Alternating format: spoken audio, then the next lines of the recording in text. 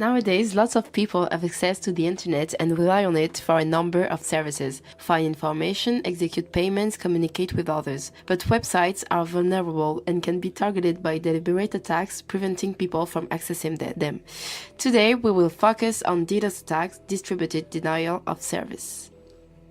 DDoS attack aims at interrupting one or multiple online services by overwhelming it with unwanted traffic from various malicious sources.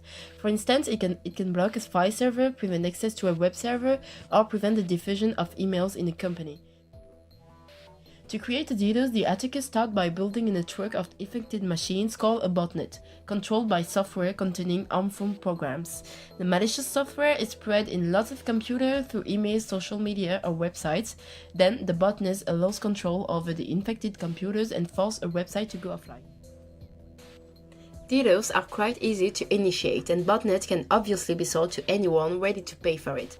A one-week-long DDoS attack can be bought online only for $150. Even if every website can be targeted, banks represent 83% of the DDoS attack because banks and financial markets embody the capitalist system.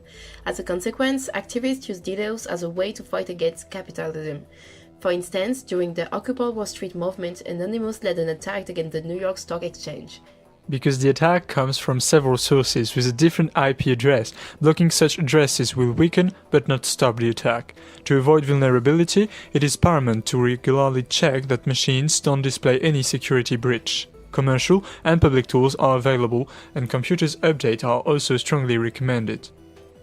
Aware of the threats for their institution, most countries develop their capabilities by creating computer emergency response teams. Such team is made of IT security experts and cooperates with foreign countries in order to better understand, detect and react to cyber attacks. The world's government realized the geopolitical issue of DDoS when in 2007 the Estonian government had to face a wave of cyber attacks from Russian activists. This tool is now used by what we call hacktivists as a way to intervene in geopolitical conflicts.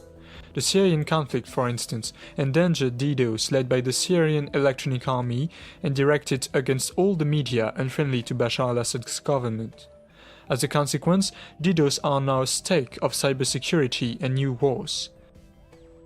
States are not the only actors behind DDoS, as such attacks can come from hackers, organized groups, and private companies.